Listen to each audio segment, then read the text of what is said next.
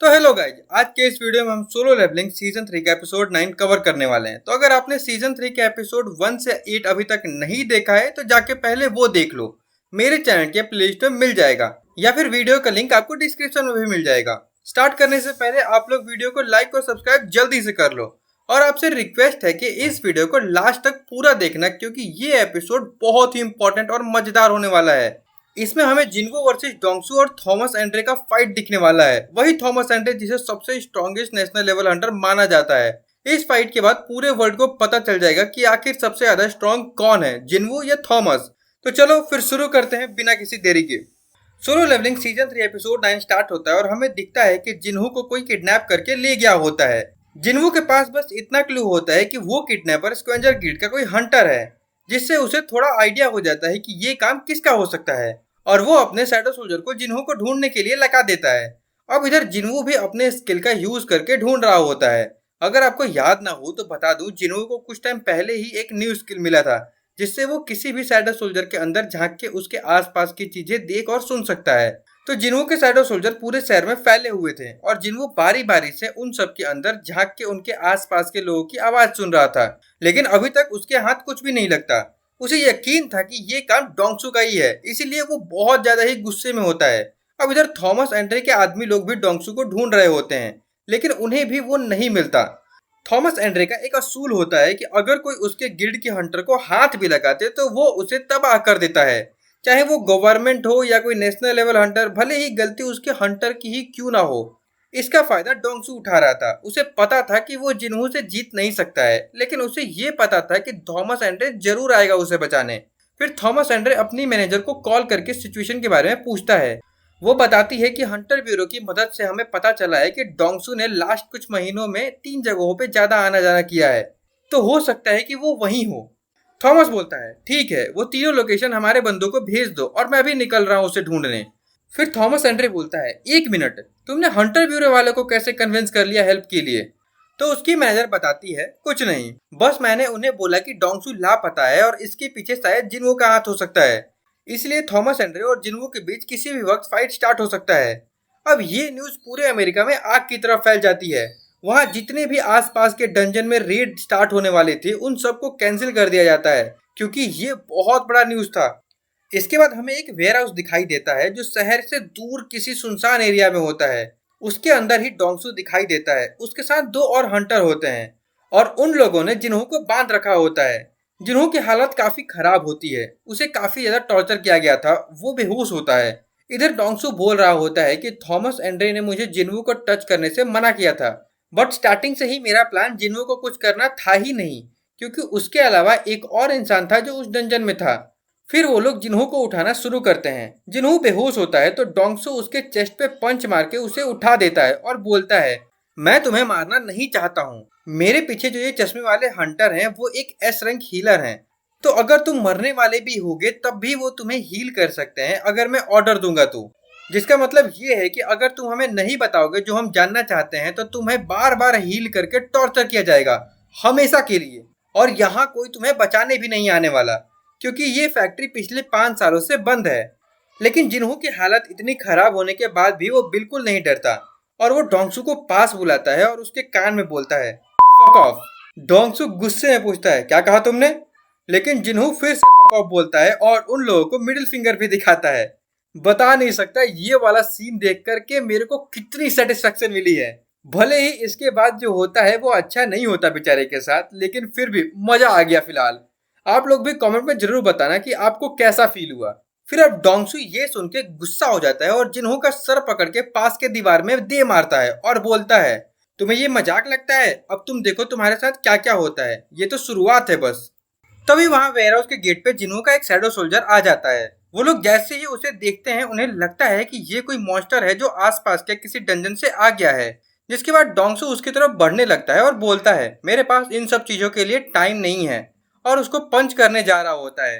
तभी वहाँ exchange word सुनाई देता है। इससे पहले कि कोई कुछ समझ पाता, डोंगसू को एक जोर का पंच लगता है और वो काफी दूर जा गिरता है और हमें दिखता है कि वहाँ जिन्हो आ चुका था और वो बहुत ज्यादा गुस्से में होता है। वो इतने गुस्से में होता है कि कोरिया में बैठे बैरू को भी उसका गुस्सा फील हो रहा होता है।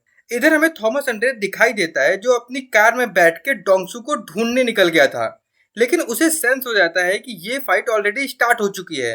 इसीलिए वो अपनी कार से निकल जाता है क्योंकि कार काफी स्लो थी और वो खुद से उड़ते हुए जाने लगता है उनकी तरफ। इधर हमें दिखाई देता है कि जिन्हू जिन्हू को हीलिंग पोशन पिला रहा होता है, लेकिन वो भी काम नहीं करता क्योंकि जिन्हू का हेल्थ 10% से भी कम होता है। मतलब वो ऑलमोस्ट मरने की हालत में होता है। ये देख के जिन्हू और गुस्सा हो जाता है और वहां खड़े बाकी दोनों हंटर से पूछता है, तुम दोनों में से हीलर कौन है? लेकिन वो लोग बोलते हैं, हमें कोरियन लैंग्वेज नहीं आती।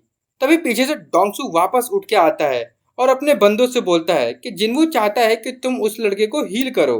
फिर डोंगसू जिन्हू से बोलता है कि इतनी भी क्या जल्दी है, हम लोग पहली बार तो मिल रहे हैं। जिन्हू बोलता है, फिलहाल वार्निंग दे रहा हूँ, जल्दी से हील कर दो। तभी वो चश्मे वाला हंटर बोलने लगता है, इसके लिए तो हमें हमारे बॉस से पूछना पड़ेगा। इतना बोल ही रहा होता है वो कि जिन्हू उसका सर पकड़ के उठा के दूर फेंक देता है और फिर वहां खड़े दूसरे हंटर से पूछता है, क्या तुम भी हीलर हो? लेकिन वो ऑलरेडी काफी डर चुका होता है। वो तुरंत माफी मांगने लगता है और बोलता है, डोंगसी ने मुझे ये सब करने के लिए बोला था। उसने बोला था कि इस जॉब का जिन्हू से कोई लेना देना नहीं होगा। लेकिन जिन्हू फिर से उससे पूछता है, तुम हीलर हो या नहीं? वो हंटर जैसे ही बोलता है, नहीं मैं हीलर नहीं हूँ, उसके अगले ही सेकंड जिन्हू उसे भी पकड़ के दूर फेंक देता है। तब तक डोंगसू जिन्हू के पास आ जाता है और पूछता है, तुमने ही ना मेरे भाई वोंग और उसके टीममेट को मारा था? जिन्हू बोलता है, तुम उससे ही जाके पूछ लेना जब उससे मिलोगे तो। इतना सुनते ही डोंगसू गुस्से में आ जाता है और जिन्हू को पंच करने के लिए आगे बढ़ता है, लेकिन जिन्हू उसे इजीली डॉज कर लेता है और फिर से उस पे पंच लैंड कर देता है, जिसके बाद वो फिर से काफी दूर जा गिरता है। लेकिन जिन्हू इस बार उसे संभलने का टाइम नहीं देता और उसके पास चला जाता है और फिर से सर पकड़ के जमीन पे पटक देता है। और ऐसा बार बार करता है, उसका सर उठा के बार बार जमीन पे पटकता रहता है जिन्हू। डोंगसू की हालत बहुत खराब हो जाती है और वो मरने वाला होता है। तभी जिन्हू के पीछे थॉमस एंड्रे आ जाता है और बोलता है, उसे अभी छोड़ दो। लेकिन जिन्हू फिर भी इग्नोर करता है। तो थॉमस फिर से बोलता है, तुम उसे जाने दो, बदले में हम लोग यहाँ जो कुछ भी हुआ सब भूल जाएंगे। जिन्हू बोलता है, अगर नहीं जाने दिया तो थॉमस बोलता है, अगर नहीं रुका तो मुझसे फाइट करना होगा। जिन्हू बोलता है, मुझे कोई प्रॉब्लम नहीं है, आ जाओ फिर। और डोंगसू को उठा के साइड में फेंक देता है और थॉमस एंड्रे और जिन्हू एक दूसरे के आमने सामने आ जाते हैं। थॉमस बोलता है, लगता है तुम्हें ठीक से पता नहीं कि मैं कौन हूँ। जिन्हू उसकी आंखों में देख के बोलता है, तुम जो भी हो मेरे लिए मैटर नहीं करता। ये सुनकर थॉमस एंड्रे गुस्सा हो जाता है और जिन्हू पे अटैक करने वाला होता है। इधर हमें वेयर हाउस के बाहर बहुत सारे हंटर दिखाई देते हैं जो सब थॉमस एंड्रे के गिल्ड के होते हैं। वो लोग भी डोंगसू को ढूंढते ढूंढते यहाँ आ गए होते हैं। तभी वेयर हाउस के अंदर एक जोर का धमाका होता है और वेयर हाउस के अंदर से दीवार को चीरते हुए कोई बाहर आता है। वो लोग देखते हैं कि ये तो थॉमस एंड्रे हैं। सब लोग पूछते हैं, क्या हुआ बॉस, आप ठीक तो हो ना? लेकिन थॉमस सभी को वहां से दूर जाने के लिए बोलता है। इधर जिन्हू भी इग्रिस को समन करके जिन्हू को हॉस्पिटल ले जाने के लिए बोलता है। इसके बाद इग्रिस तुरंत काइजल पे सवार होकर जिन्हू को अपने साथ लेके चला जाता है। इधर थॉमस को जिन्हू ने इतने लोगों के सामने बेइज्जत कर दी थी तो वो काफी गुस्से में होता है और वो सोचता है, अब मुझे घंटा फर्क नहीं पड़ता डोंगसू के बारे में, मैं इस घमंडी इंसान को अपने हाथों से ही मारूंगा। जिसके बाद जिन्हू अपनी पूरी शैडो आर्मी को बुला लेता है। इधर थॉमस एंड्रे और उसके गिल्ड के सारे हंटर भी फाइट के लिए रेडी हो जाते हैं। थॉमस एंड्रे जिन्हू को एक लास्ट वार्निंग देता है, अभी से भी पीछे हट जाओ और माफी मांग लो तो मैं तुम्हारी जान बख्श दूंगा एटलीस्ट। लेकिन जिन्हू लिटरली थॉमस एंड्रे को मिडिल फिंगर दिखा देता है, वो भी इतने हंटर के सामने। जिसके बाद तो थॉमस एंड्रे का गुस्सा आसमान छू रहा होता है और वो बोलता है, तुम्हारी हिम्मत कैसे हुई, तुम बहुत ही जल्द अपने इस फैसले पर रिग्रेट करने वाले हो। और फिर थॉमस अपना फॉर्म चेंज कर लेता है, उसकी बॉडी से लाइटनिंग वगैरह रिलीज होने लगती है। इधर जिन्हू अपनी शैडो आर्मी को अटैक करने बोल देता है। यहाँ पे जिन्हू के पास नंबर ज्यादा होता है इसीलिए वो पहले अटैक कर देता है। उधर थॉमस के साइड से सारे हंटर्स खुद को डिफेंड करने के लिए रेडी हो जाते हैं। भले ही उनके पास नंबर कम होते हैं लेकिन उसके गिल्ड के सारे हंटर काफी स्ट्रांग होते हैं, मतलब टॉप लेवल के हंटर होते हैं। उनको डिफीट करना आसान नहीं होने वाला था। लेकिन जिन्हू के पास एक और एडवांटेज था, वो अपने सारे शैडो सोल्जर्स को बार बार रीजनरेट कर सकता था। फिर दोनों साइड के आर्मीज एक दूसरे से फाइट करने लगती है। थॉमस एंड्रे भी शैडो सोल्जर से फाइट कर रहा होता है और वो काफी आसानी से टस्क और टैंक को एक पंच में हरा देता है। लेकिन उसे रियलाइज हो जाता है कि भले ही ये फाइट उसके लिए आसान हो लेकिन उसके हंटर्स के लिए ये बिल्कुल आसान नहीं होने वाला था। और होता भी वही है। देखते ही देखते आधे से ज्यादा हंटर ऑलरेडी जमीन पे गिर चुके होते हैं अब कुछ ही हंटर बचे होते हैं जिन्हें जिन्हों के शैडो सोल्जर घेर लेते हैं। जिन्हों अभी तक फाइट में नहीं आया होता, वो बस दूर से खड़ा होकर देख रहा होता है। थॉमस हेनरी देखता है कि अगर ऐसे चलता रहा तो बाकी के हंटर भी बहुत जल्द हार जाएंगे। इसीलिए वो सोचता है कि डायरेक्टली जिन्हों को ही खत्म कर देगा तो वो सारे समन्स अपने आप खत्म हो जाएंगे। और वो काफी तेजी से जिन्हों की तरफ बढ़ने लगता है, लेकिन जिन्हों उसको अपनी तरफ आते देख लेता है और तुरंत वहां से गायब हो जाता है। थॉमस एंडर एक पल के लिए कंफ्यूज हो जाता है कि वो कहाँ गया। तभी जिन्हों थॉमस के पीछे आ जाता है और उसके अटैक करने से पहले ही अपना डैगर निकाल के उसके पेट में स्टैब कर देता है। लेकिन वो हैरान हो जाता है ये देख के कि उसका डैगर से जरा सा स्क्रैच भी नहीं आया थॉमस को, जैसे उसका स्किन किसी सॉलिड आर्मर से बना हो। इसलिए जिन्हों एक सेकंड के लिए डिस्ट्रैक्ट हो जाता है, जिसका फायदा उठा के थॉमस काउंटर पंच कर देता है और जिन्हों उड़ता हुआ दूर जा गिरता है। फिर थॉमस बोलता है, तुम्हें क्या लगा एक नेशनल लेवल हंटर को हराना इतना आसान रहेगा? उसके बाद थॉमस अपना एक पावर यूज करके जिन्हों को अपनी तरफ तेजी से पुल करने लगता है। जिन्हों को अपने बॉडी पर कंट्रोल नहीं होता और वो थॉमस की तरफ काफी तेजी से खींचा चला जाता है। लेकिन वो फिर भी हार नहीं मानता और वो भी अपना ग्रेविटेशन मैजिक यूज करके थॉमस को क्रश करने लगता है, मतलब एक तरह से उसको पुश करने लगता है। ये देख करके थॉमस भी हैरान हो जाता है, मैं इसको अपनी तरफ पुल कर रहा हूँ और ये खुद को डिफेंड करने के बजाय मुझ पे अटैक कर रहा है। जिन्हों के इस अटैक की वजह से थॉमस अपना कंट्रोल कुछ देर के लिए खो देता है, जिसका फायदा उठाकर जिन्हों सीधा थॉमस के फेस पे पंच मार देता है। और वो पंच इतना स्ट्रांग होता है कि थॉमस के मुंह से खून आ जाता है। ये देख करके खुद थॉमस भी शॉक हो जाता है, मेरा खून कैसे बह सकता है, क्योंकि ये उसके लिए बिल्कुल भी नॉर्मल नहीं था।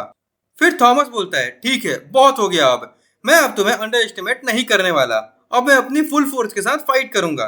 जिसके बाद वो अपना पूरा फॉर्म चेंज कर लेता है। पहले तो उसका पूरा स्किन डार्क हो जाता है और धीरे धीरे उसकी बॉडी चमकने लगती है और फिर वो अपने फाइनल फॉर्म में आ जाता है। वो अपने पूरी बॉडी को सर से लेके पैर तक स्ट्रॉन्ग आर्मर से कवर कर लेता है। ये देखते ही जिन्हों को तुरंत कामिस की बात याद आती है। उसने बताया था कि इस वर्ल्ड में 4 हंटर को रूलर्स की पावर मिली है। तो वो सोचता है कहीं ये चारों नेशनल लेवल हंटर तो नहीं, क्योंकि थॉमस हेनरी भी एक रूलर की तरह लग रहा है आर्मर में। जिन्हों ये सब सोच ही रहा होता है कि थॉमस तुरंत उस पर अटैक कर देता है। जिन्हों नोटिस करता है कि इस बार उसकी स्पीड और स्ट्रेंथ दोनों ही काफी ज्यादा बढ़ चुकी है। वो किसी तरह से डॉज कर लेता है, लेकिन थॉमस जिन्हों को संभलने का मौका नहीं देता और वो अपने पावर का यूज करके लिटरली एक ब्लैक होल क्रिएट कर देता है वहां, जिसमें जिन्हों के काफी सारे शैडो सोल्जर चले जाते हैं। लेकिन जिन्हों किसी तरह से बच जाता है अपने रूलर अथॉरिटी का स्किल यूज करके। मतलब आप समझ सकते हो कि थॉमस हेनरी कितना स्ट्रांग है। ऐसे ही उसे वर्ल्ड का स्ट्रॉन्गेस्ट हंटर नहीं कहा जाता। इसके बाद थॉमस फिर से जिन्हों पर अटैक करने जाता है, लेकिन जिन्हों लिटरली थॉमस के फेस पर लात मार के ऊपर चला जाता है। थॉमस जिन्हों को हवा में ही पुल करना स्टार्ट कर देता है अपनी तरफ, लेकिन इस बार जिन्हों भी उसे पुश करने के बजाय उसको पुल करने लगता है। ये देख के थॉमस हेनरी कंफ्यूज हो जाता है, मतलब दोनों एक दूसरे को अपनी तरफ खींच रहे होते हैं, जिसका मतलब ये था कि दोनों एक दूसरे से टकराने वाले थे। इसलिए दोनों एक दूसरे पे अटैक करने के लिए रेडी हो जाते हैं और दोनों का पंच एक साथ क्लैश हो जाता है और वहां एक बहुत बड़ा धमाका होता है। लेकिन इस अटैक की वजह से थॉमस का आर्मर टूटने लगता है और वो बहुत दूर जा गिरता है। जिन्हों फिर भी नहीं रुकता, वो थॉमस का पीछा करते हुए उसके पास जाता है और उस पर एक फिर से अटैक करने वाला होता है। लेकिन थॉमस नोटिस कर लेता है और तुरंत जिन्हों के पीछे आ जाता है और उस पर अटैक करने वाला होता है। लेकिन जिन्हों अपना तेज रिफ्लेक्स दिखाते हुए तुरंत पीछे मुड़ जाता है और थॉमस के आर्मर में जो 2 सिंग होते हैं उनको पकड़ के उसके फेस पे अपने नीचे अटैक कर देता है, जिसकी वजह से उसका फेस वाला हेलमेट भी टूटने लगता है। इधर में दिखता है कि हंटर ब्यूरो के कुछ लोग आ चुके होते हैं ये फाइट रोकने के लिए। बेसिकली उनको लग रहा होता है कि थॉमस हेनरी जीत रहा होगा फाइट और जिन्हों का बुरा हाल हो रहा होगा, इसीलिए कहीं थॉमस हंटर जिन्हों को जान से ना मार दे। ये सोच के उन लोगों को रोकने के लिए भेजा गया था। लेकिन यहाँ आके वो लोग देखते हैं कि सिचुएशन बिल्कुल उल्टा था। जिन्हों फाइट में डोमिनेट कर रहा होता है और थॉमस जमीन पे पड़ा होता है और जिन्हों उसके ऊपर चढ़ के कंटिन्यूसली पंच पे पंच मार रहा होता है। थॉमस को फाइट बैक करने का भी मौका नहीं मिल रहा होता। ये देख के उन लोगों के होश उड़ जाते हैं। उन्हें समझ नहीं आ रहा होता कि जिन्हों को कैसे रोका जाए, क्योंकि अगर वो लोग जल्दी कुछ नहीं करते तो थॉमस हेनरी मर भी सकता था। इधर थॉमस हेनरी खुद कंफ्यूज होता है, मेरे साथ ऐसा कैसे हो सकता है? एक मेज टाइप हंटर के पास इतना ज्यादा स्पीड और स्ट्रेंथ कैसे हो सकता है? क्या मैं इससे हारने वाला हूँ? ये इम्पॉसिबल है, मैं ऐसा नहीं होने दे सकता, मैं एक नेशनल लेवल हंटर हूँ। और वो बोलता है, मैं थॉमस हेनरी हूँ, तुम ये सोचने की गलती मत करना कि तुम मुझे इतनी आसानी से हरा दोगे। फिर वो जिन्वू से कुछ डिस्टेंस क्रिएट करने की कोशिश करता है, लेकिन जिन्वू का स्पीड भी काफी ज्यादा होता है। वो आसानी से थॉमस की स्पीड मैच कर लेता है और फिर से जमीन पे पटक देता है और बोलता है, जैसा कि मैंने पहले भी कहा, मुझे घंटा फर्क नहीं पड़ता कि तुम कौन हो। फिर वो थॉमस को एक के बाद एक पंच मारते जाता है। थॉमस का ऑलमोस्ट पूरा आर्मर जिन्वू ने तोड़ दिया था। तभी पीछे से हंटर ब्यूरो के जो लोग आए होते हैं वो जिन्वू को रुकने के लिए बोलते हैं, लेकिन जिन्वू उनकी बातें नहीं सुनता। वो बस मारते ही जा रहा होता है। थॉमस एंड्रे की हालत काफी खराब हो जाती है। वो भी समझ जाता है कि अब वो जिन्वू से नहीं जीत पाएगा और अगर ये फाइट ज्यादा देर तक चली तो वो सच में मर सकता है। इसलिए थॉमस बोलता है, मैं हार मानता हूँ। तब जाके फाइनली जिन्वू रुकता है। थॉमस की एक बात मुझे काफी अच्छा लगा कि उसे पता था कि वो जिन्वू से नहीं जीत पाएगा, लेकिन उसने अपना 100% दिया और उसने अपने ईगो को बीच में नहीं आने दिया कि मैं इतने लोगों के सामने हार गया तो लोग क्या सोचेंगे। वो अपनी हार एक्सेप्ट कर लेता है, इसीलिए उसकी जान बच जाती है। खैर, अब इसके बाद हंटर ब्यूरो के लोग थॉमस एंड्रे की हालत देखकर काफी हैरान होते हैं। किसने सोचा था कि थॉमस एंड्रे को इतनी बुरी तरीके से पीटा जा सकता है। अगर ये न्यूज पब्लिक में चली गई तो सब लोग पागल हो जाएंगे।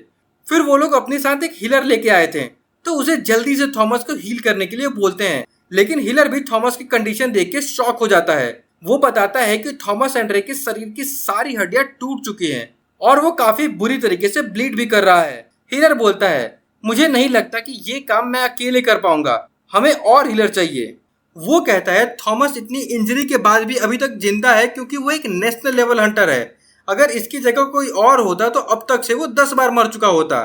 फिर हंटर ब्यूरो वाले बाकी हंटर की भी हेल्प करते हैं जो जिन्वू के शैडो सोल्जर से फाइट किए थे। उन सबको छोटी मोटी इंजरी होती है। हालांकि कोई भी फाइट में मरा नहीं था, सिर्फ डोंगसू के अलावा, क्योंकि उसकी इंजरी काफी सीरियस थी और जब तक उसे मेडिकल हेल्प मिलती बीच में ही थॉमस और जिन्वू की फाइट स्टार्ट हो गया था, जिसकी वजह से कोई उसे बचा नहीं पाया, इसीलिए वो मर गया। लेकिन जैसा उन लोगों ने सोचा था वैसा कुछ खास कैजुअलिटी नहीं हुआ था, तो एक तरह से अच्छा ही था। इधर हमें दिखता है कि जिन्वू अब वहां से जा चुका होता है और वो वापस कोरिया चला गया था अमेरिका से। उसने बैरू के साथ शैडो एक्सचेंज करके कोरिया आया था और बैरू को अमेरिका भेज दिया था जिन्हू को हील करने के लिए, क्योंकि जिन्हू की हालत काफी खराब थी और बैरू एक हीलर भी है। जिन्हू एक बिल्डिंग के छत पर बैठा होता है और अपने एक शैडो सोल्जर से बात कर रहा होता है। वो बोलता है, तुम बहुत टाइम से कोरिया नहीं आए ना, ये शहर जो तुम देख रहे हो ये सियोल है। तभी वो शैडो अचानक बोलता है, माय किंग। जिन्हू बोलता है, क्या हुआ? तो वो शैडो कहता है, आप प्लीज मुझे कोई नाम दे दो। जिसके बाद हमें दिखता है कि वो शैडो और कोई नहीं डोंगसू का होता है, जो स्टार्टिंग से ही जनरल रैंक का शैडो होता है, इसीलिए वो बात भी कर सकता था। जिन्हू बोलता है, तू अपने लालच की वजह से मारे गए, इसीलिए तुम्हारा नाम ग्रीड होगा। जिसके बाद डोंगसू बोलता है, थैंक यू माय किंग। जिन्हू फिर कहता है, चलो अब वापस से अपना सर जमीन पर रख के झुक जाओ। लगता है जिन्हू अब तक उससे गुस्सा है और उसे पनिशमेंट दे रहा हो। खैर, इसके बाद finally next day international guild conference का दिन आ जाता है। जिन्हू अब वापस अमेरिका आ चुका होता है, लेकिन अब जिन्हू के पीछे पहले से ज्यादा मीडिया और रिपोर्टर होते हैं, क्योंकि सबको पता चल चुका होता है जिन्हू और थॉमस एंड्रे के फाइट के बारे में। उसने ना सिर्फ थॉमस एंड्रे को हराया था बल्कि उसकी पूरी गिल्ड को भी डिफीट किया था। अब बाकी हंटर भी उससे डरने लगे थे। फिर जिन्हू फाइनली कॉन्फ्रेंस रूम में एंटर करता है। वहां पे ऑलरेडी बाकी हंटर्स आ चुके होते हैं पूरे वर्ल्ड से। सब लोग सिर्फ जिन्हू को ही देख रहे होते हैं। वहां चाइना का 7 स्टार हंटर लुई भी होता है। और इसी के साथ यह एपिसोड यहीं पे खत्म होता है। इसके बाद अब एक लास्ट एपिसोड बचा है सीजन 3 का। उसके बाद सीजन भी खत्म हो जाएगा। नेक्स्ट एपिसोड में हमें गिल्ड कॉन्फ्रेंस दिखाया जाएगा, जहां पूरे वर्ल्ड से लगभग 500 हंटर आए हैं। लेकिन जिन्हू का ऑरा सबसे ज्यादा होगा वहां, क्योंकि वो सबसे स्ट्रॉन्गेस्ट हंटर बन चुका है उस रूम का। और हाँ, इस कॉन्फ्रेंस में जिन्हू का फादर को क्रिमिनल घोषित किया जाएगा।